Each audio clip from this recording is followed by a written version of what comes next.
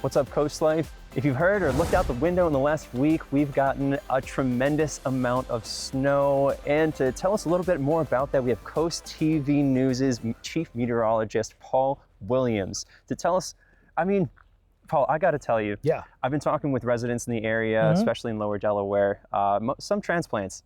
They've said, we moved here because it doesn't snow in Delaware. So how did all of this happen? Well, first of all, just so they'll know, give me the camera here. Let me say it real in front. There will be no refunds. Okay, so you're gonna have to stay here. All right. Secondly, the thing you got to keep in mind is, we're still right on that Mason-Dixon line where things can happen anyway.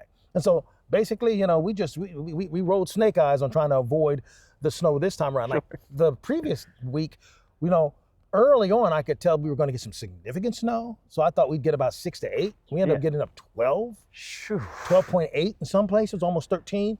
So, we had a foot of snow. And this upcoming weekend, we have more snow on the way. So this is the irony of getting a foot of snow the first time it snows, right? So here's the deal. When you get a foot of snow the first time, and then the second time we call for 3 inches of snow, folks go, 3 inches of snow, no problem.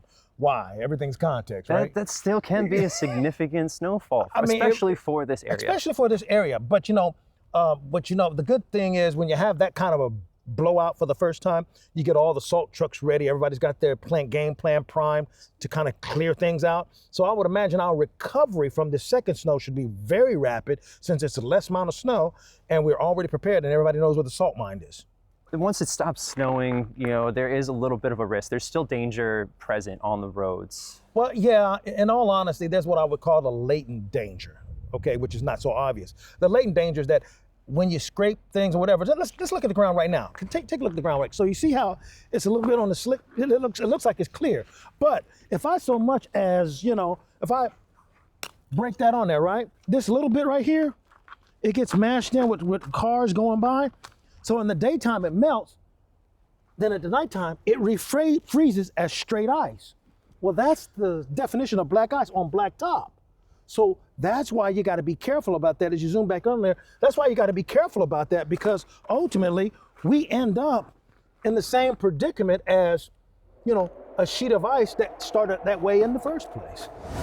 Well, thank you so much for your expertise. And, with that, I really hope that Delmarva can stay safe with a few words of just warning. And, we're going to get through it for sure. And one quick thing I want to go ahead and dispel.